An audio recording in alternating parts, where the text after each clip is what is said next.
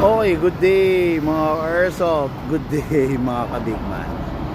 Nandito tayo, Pier 1. Grabe. Okay, yan. Ayan. Dito tayo sa ka-airsoft natin mga ka-airsoft. No? Ngayon, COD day. Pipili siya ng unit. So, tara, pasok tayo sa loob ng bahay nila.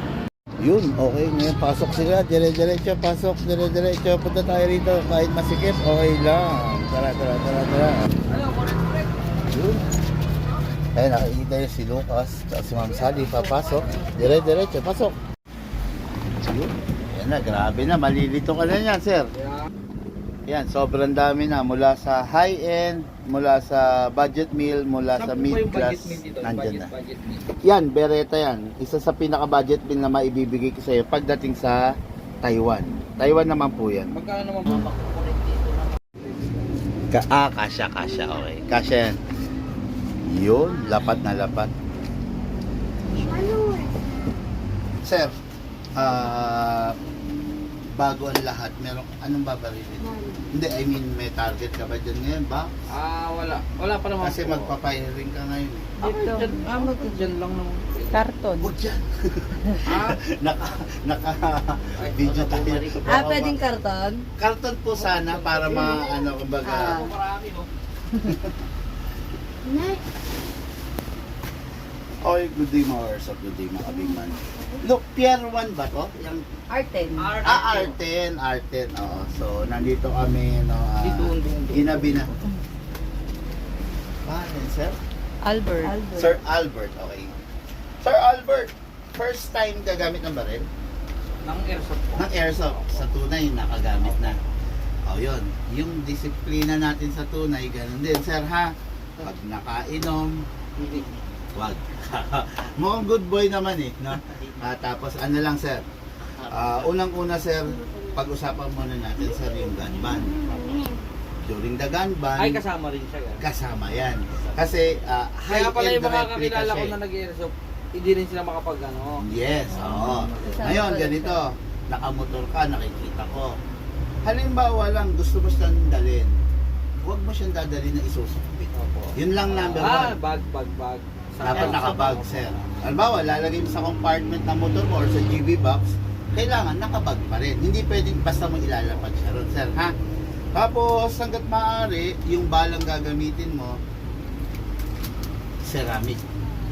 Hanggang ganito ang nakikita ng mga, let's say, nakita ka ng pulis, nakita ganito ang laman ng baril mo, airsoft siya. So, pag airsoft siya, walang batas na sumasaklaw sa kanya. Toys and gadgets siya.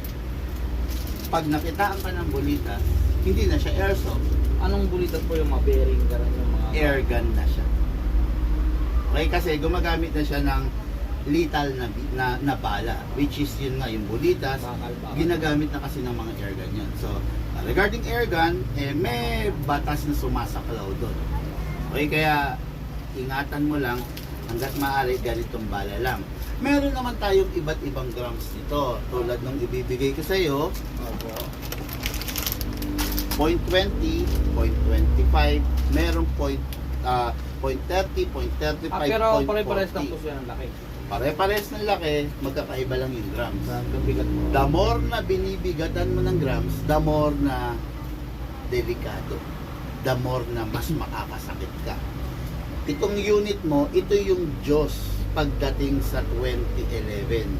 Kung makikita mo yung FPS nito, yung sa iba, kung sa iba ka bibili nito, ang FPS nito, 350. Sa akin, 490 to 500 FPS.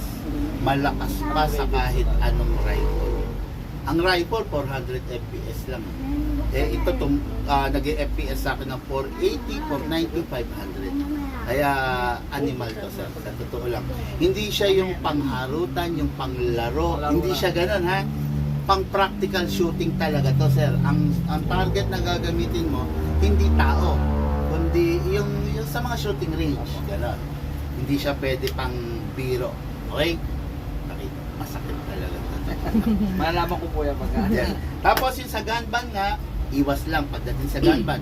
Kung sakali na hindi maiwasan na kailangan i-travel mo yung unit, halimbawa, umuwi kang probinsya, idadalin mo ron, nakagan ka palagi. Yun, sa safety yun. Ngayon, dako naman tayo, sir, sa maintenance. Number 1, sir, release the magazine. Okay, ito yun. So, magazine. Ang magazine may output valve, may inlet valve. Inlet, dito papasok yung hangin. Output, dito lalabas. Ay, ito yung pipindutin para maglabas siya ng hangin. Number Parang 1, itatago po. Ganun. yes sir. Number 1, ito yung silicone oil. Hindi ka pwedeng gumamit ng engine oil or yung mga WD-40, masisira yung unit.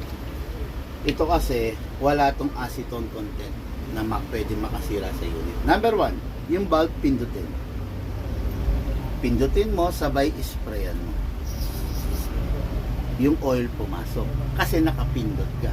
Pag hindi ka nakapindot, yung oil tatapon Tama. lang. Tapos dito sa ilalim, sir, wala kang pipindutin, basta spray mo lang konti. Tuwing kailan? Kadalasan tanong sa akin dyan, sir, tuwing laro ba? Tuwing gagamitin? Hindi naman. Safe to say na tuwing makakasampung puno ka ng magazine, wiwisikan mo lang siya ng konti. Okay? Hindi 10 rounds, ha? 10 puno. 10 puno. Yes, sir. Tapos dito tayo, sir. Sa unit ka sa sir, ilak mo manually ito. Gagawin mo to tuwing maintenance. Tulad ng sabi ko, sabay ng sabay i-sprayan mo yan. 20 magazine. Yes sir. Ito dito sa gilid. Yan lang naman, konti lang sir. Tapos itong pula. Yun lang. Itong unit mo, hindi siya yung full upgraded. Hindi siya yung pinakasagad na upgrade. Upgraded lang ang tawag dito, hindi pa full upgraded. May ilalakas pa to, may ititibay pa to, may ititindi pa to. Hindi depende kung tibay ng mga anak. Tingnan mo muna sa mga katawan nila kung anyway, yan ha. So, ayan nga, tulad na sabi ko, naka rear optic, naka front, naka magwell na. Yan yung out of the box. Ang in-upgrade namin dito is number 1, fine-tuning trigger job, hammer protection pad, at saka yung ito, enhanced big bore nozzle. Nilakihan namin yung bore nito. Actually, dapat hindi na, pero dahil nga tulad mo, nangangarap ka ng mga malalakas, kaya nag-enhance kami. Kaya, mapapakinabangan mo to. Okay? Tapos, iwasan nating ibaba to. Yung iba, binababa to. Okay lang, kaya lang mapuputput to. Kaya, ang pinaka-proper, pag i-rest mo na, pull back. Then rest. Okay? May beaver tail siya, sir. Kailangan mapipiga pag magpapire. Ngayon, pag magse-save ka naman, ito yun. Okay? Pag naka-save siya, walang mangyayari. Pag in-save mo, Parehas lang sa tunay. parang tunay din, sir. Okay, sir. Gamit na tayo ng gas. Itong unit mo, ito. Mag-a-announce kasi ako sa mga page namin pag ready na yung parts. May ilalagay ako rito. Libre lang yon. Para itong unit mo, kasi ngayon ang gagamitin mo number 12. Pwede kang gumamit ng number 14. Kung malakas na to, mas malakas yun. Okay, kaya lang, for now, wag muna. Pag na-available na yung parts, may papalitan ako dyan. Rubber yon. Yun yung sasalo ng recoil, ng excess na recoil para hindi masira yung unit. Pag napalitan na natin yung pwede na yan. Okay? Buksan ko na, sir. Number 12 lang muna gagamitin. Ngayon, pataob. Hindi pwedeng pahiga, ha? Pataob. Sakto mo sa butas, then gitna mo, then press down. 2 seconds lang, sir. 1, 2. Yung iba, pag hindi upgraded, 5 seconds, 7 seconds naglalagay ng gas. Pero dahil upgraded to, 2 seconds lang. Ito ang tawag dito, reloader. Pwedeng bumili ka nito, mas maganda, pero kung hindi, okay lang din naman. Pero mas maganda kung meron ka kasi pag maglalagay ka ng bala, hatakin mo lang to. Iwasan mo lang mabitawan. Kasi baka mabasa. Ano babasa? Hatak. Ito, yung right thumb mo, ikalang mo rito para kung mabitawan siya, dito tatama. Hatak. Dire-diretso, safely, kailangan wag bibitawan, then dito ilalagay yung bala. Sa part ng maluwang, pump lang po. Ang kadali pala. Opo, mas madali po. Pag wala nito, isa-isa. Ganun. Ngayon, pag bungi-bungi na ganito, kalugin mo sideways. Ang maximum na pwede mong ilagay rito is 27 plus 128. Pero ang recommended ko, 20 to 23 lang. Para hindi masira yung spring. Pero kung ipuputok mo naman agad, pwedeng Oh, baka punuin. hindi lang siya mag-i-stack. Oh, pero kung halimbawa, lalagyan mo, tapos babiyahe ka, huwag mo na punuin. Para hindi mag-loose yung spring. Ngayon, pasok sa unit, malakas. Kanina kasi tinutulak mo, pwedeng hindi mag-lock. Malakas, kasa. Ready to fire. Safe ko sa unsafe mo na lang. Testing ko. Pwede na yung testing. Saglit lang, sir. Sige lang. Ayan. Sige sir. Sipat ka muna sir. Take time.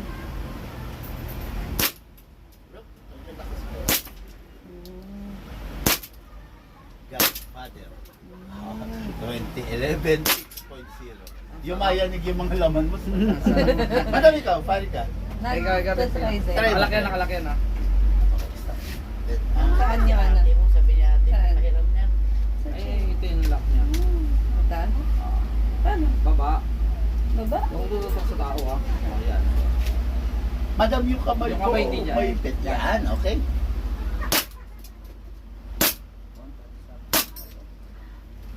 Oh, Okay na. parang may nabasag ka na baso ah. Wala na siguro. Sarap pala, parang tunay no? Sige sir, Parang kung ano, ako sir, sir, meron na- pa po yan. Tuloy na yung ano eh.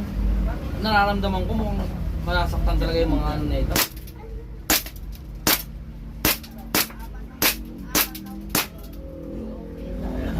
Parang tunay din, sir. Di ba? Next thing to do, release magazine. Sige, okay? Then, tama? Then rest. Marunong naman kasi kaya hindi na rin mahihirapan eh. Tapos, Sarap pala no? itong magazine mo, pansinin mo lumalamig. Ayan, di ba? Halimbawa lumamig siya, painitin mo muna ng mga ilang segundo gamit yung temperature ng katawan mo para malusaw yung yelo sa loob, maging hangin. Ayan. Yun lang naman yun, sir. Kasi gabi na eh. Pero kung naglalaro ka or ginagamit mo yan sa labas, maaraw, ay nako, hindi siya lalamig. Malakas.